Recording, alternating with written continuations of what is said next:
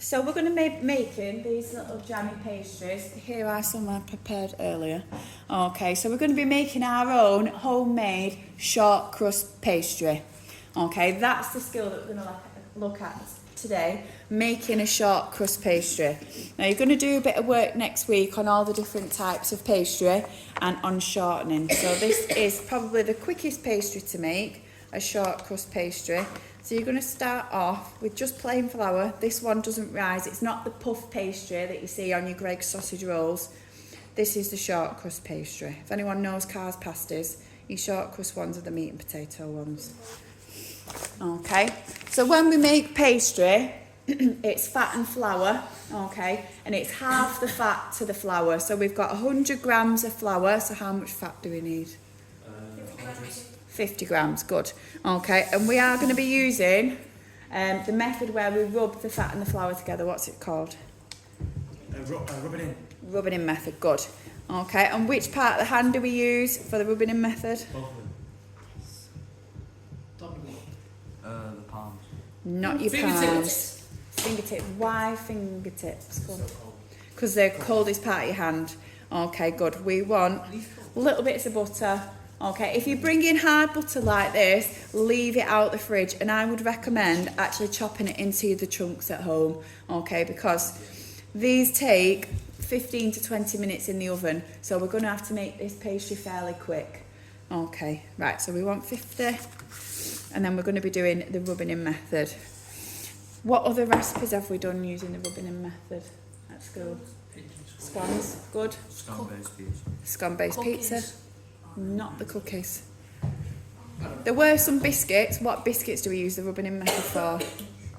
Shortbread, good. Okay, what do all those have in common? What kind of texture do they have? Like a crumbly. Crumbly, good. Is that what you do? Not dry, they should be like melt in the mouth because of the fat. Okay, they should be crumbly, but they should be melt in the mouth. If they're dry, probably overbaked them. Okay. So we're rubbing in with the fat and the flour between our fingertips. We want to keep this mixture as cold as possible, okay? That when we're making pastry, we want our fingers and our utensils, any water to be as cold as possible. We're not trying to melt the fat and the flour together. What we're trying to do is cover the flour molecule with a layer of fat. Because what it actually gives the flour molecule is a waterproof coating. Because what we're trying to do here is stop long chains of gluten forming. So gluten is the protein that you find in flour. Okay, and I like to imagine it like a spring. Okay, so in a pizza or in a bread, you want the gluten to be long and stretchy. Okay, if you imagine, you know when they're whirling the pizza dough around and it's going woo, okay, that's the gluten that allows it to stretch. Okay, so in bread and pizza dough and things like that, we want them to be stretchy. But here, we want them to be short. Okay, so what you do is you give the flour a waterproof coat with the fat so that when you add the water, the gluten can't form long chains. We want to keep them short. That's why it's called short crust pastry. Okay, so we're just rubbing together the fat and the flour until it looks like what? When should I stop? When it looks like breadcrumbs. Good job. Okay, if you've got a vegetable fat spread instead or a softer spread, it will rub a little bit quicker, but you might just have to be careful that it doesn't melt between your fingers. Okay. But we'll start to go sticky, which we don't want. Okay, so it should be dry and look like breadcrumbs when it's done. So to check that you've got everything rubbed in, you can give your bowl a little shake from side to side. Any big lumps of butter then will rise to the top and you can rub them in. Okay, keeping with the cold theme, we're going to add a little bit of cold water. Now you really don't want your pastry to go sticky, so you really have to do it a little bit at a time. I'm literally going to do it a tablespoon of cold water at a time. It took about 4 last time. And then with a knife, just like you did with your scones, with your knife, just whiz it round. And when it starts to form big lumps, okay, you can get your hands in and squeeze it into a dough. Now you don't want to handle this too much. Like with a bread dough or a pizza, something like that, you would handle it, you would knead it. This doesn't want kneading, okay, because that will develop the gluten, and in this it will make it tough and chewy, okay. What we want is that nice light melt in the mouth texture. So you don't want to handle your dough too much. So just enough to form it into a dough. So squeeze it together. You do not want it to be sticky.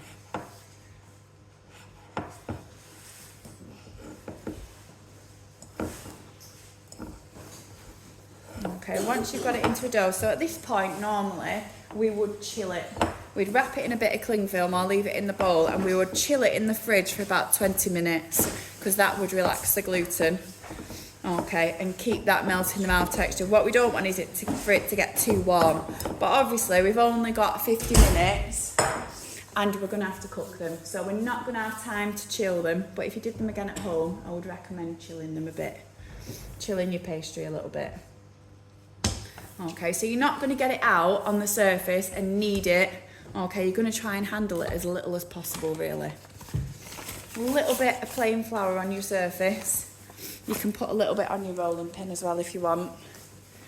Okay, now this is important. When you're rolling out, you don't want it to stick to the surface. Okay, if it sticks to the surface, you're going to have to scrape it off and you're going to have to start again. That's handling the dough a lot. We don't want to handle the dough a lot. So give it a little roll one way, pick it up and turn it. It's just like when you do clay and art, if you've done that.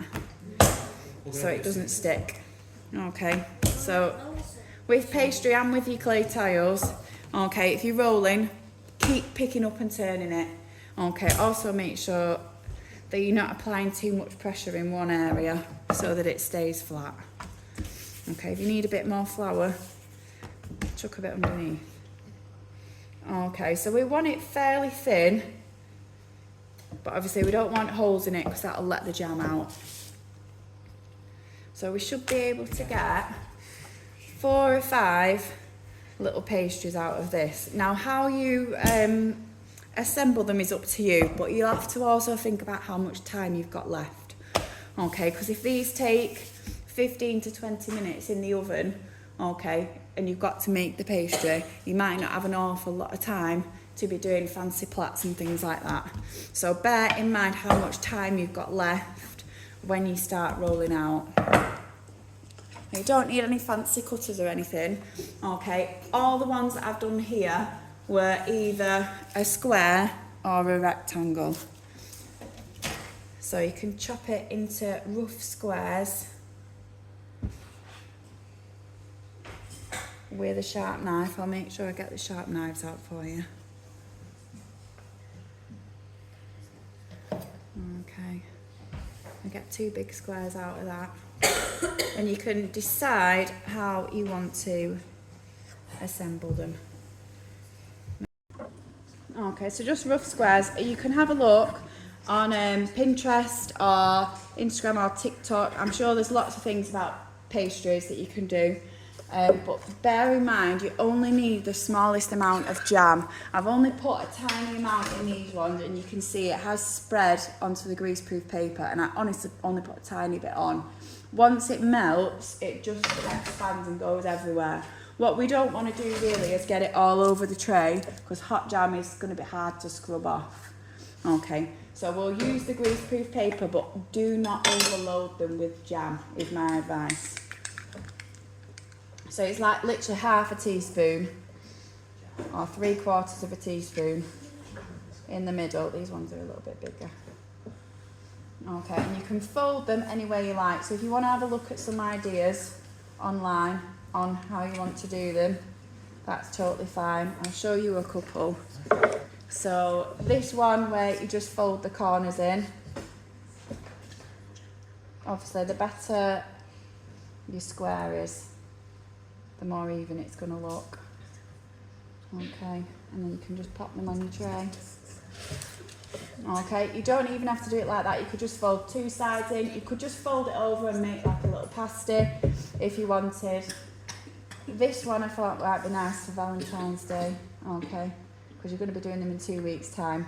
If you wanted to fold in the bottom corner and then the two sides, so it looks like a little envelope that's open at the top. Then with your spare bits, you can cut yourself a little love heart and you'll get a little love letter if you want. Okay, so I'll put a love heart on that in a minute. Okay, another one that's quite nice if you wanted to have a try is if you cut it along the sides. Okay, for this one you might want to spread your jam. Where's my spoon? Spread your jam into more of a line rather than a blob in the middle. And what you can do is you can do like a little bit of weaving.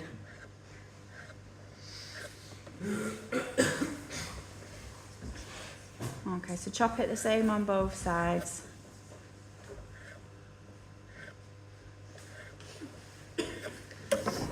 And I would fold your two bottom ones in first.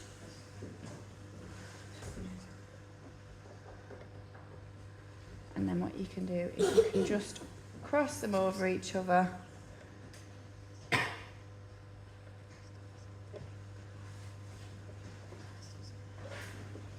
So you've got a little plait. Okay, a little strudel. Up to you how you want to do it. What shall I do with this one? You can have a play around with how you want to fold them. You could just fold the edges in a bit so you've got an outer bit. Let's try one of them.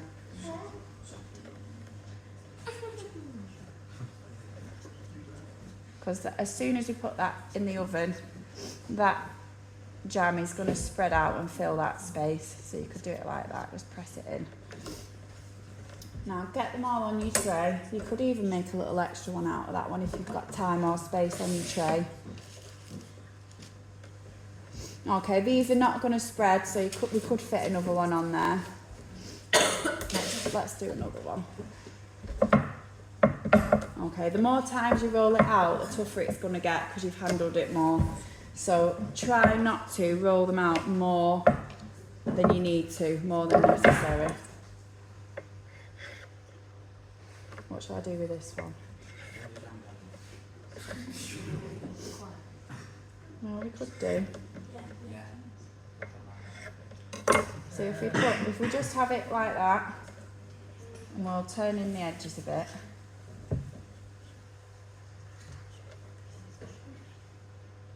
So you could have these for Valentine's Day as well.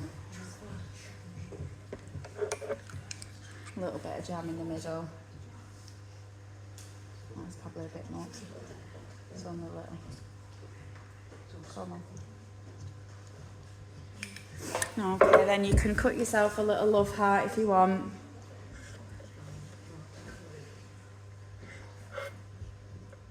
Obviously being careful with the knife. Always chop down. Don't be chopping into your hands or anything like that.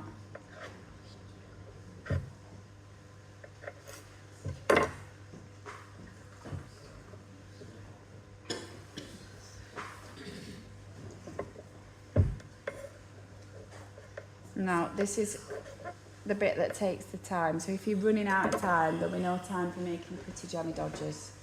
Okay. Shall we make one for the love letter as well? A little love heart.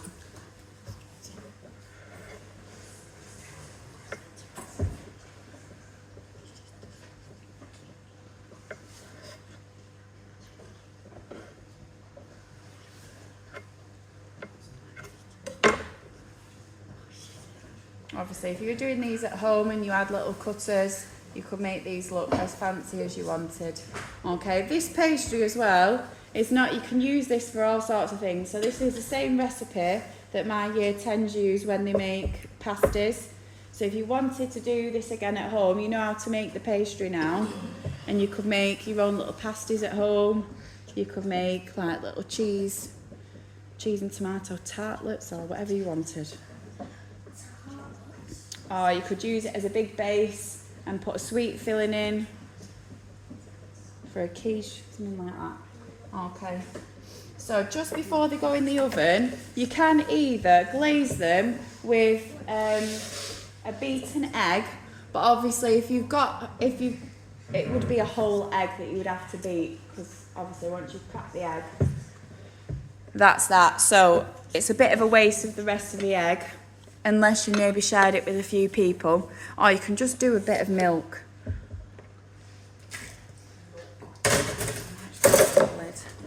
So if you bring just a little bit of milk in a container, we're just going to brush the top. That will give them the nice golden brown that they've got on here. Okay, it will help that nice golden brown on the top. So just with a pastry brush, just give them a little brush with the milk. So you don't want to get your pastry brush full of jam, so just lightly on the top, give them a brush. Okay, you don't want to get that milk on your tray either, because that will be hard to scrub off.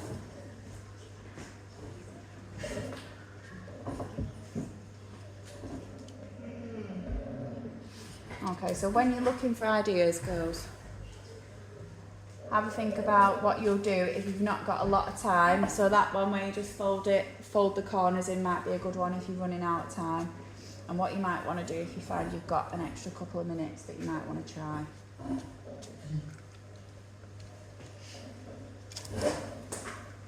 Okay, so they're going in the oven for 15 to 20 minutes.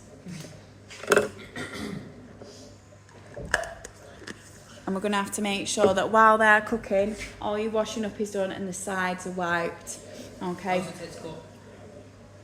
15 to 20 minutes. Okay, so if they need 20 minutes, then we're going to have to make sure that we are quick at getting it made and rolled out and put in the oven. Okay, it might be a bit of a challenge to do this in 50 minutes, we'll find out, won't we? Okay, so they're going to go in and then they should come out looking something like that.